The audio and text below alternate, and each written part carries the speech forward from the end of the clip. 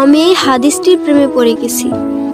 আপনি যখন নীরবে ঘরে বসে কান্না করেন, আল্লাহ তখন ফেরেশতাগণদের উদ্দেশ্য করে বলেন, কোন জিনিস আমার এই বান্দার চোখে পানি আনলো? ফেরেশতাগণ বলেন, আপনার বান্দা সুখে নেই, আপনার বান্দা অনেকদিন হাসেনি। এই বলে ফেরেশতাগণ কান্না করতে থাকেন এবং আল্লাহকে বলেন, হে আমার রব, আপনি জানেন আপনার এই বান্দার হৃদয়ে কি রয়েছে, অতএব আপনি তার জন্য সবকিছু সহজ করে দিন।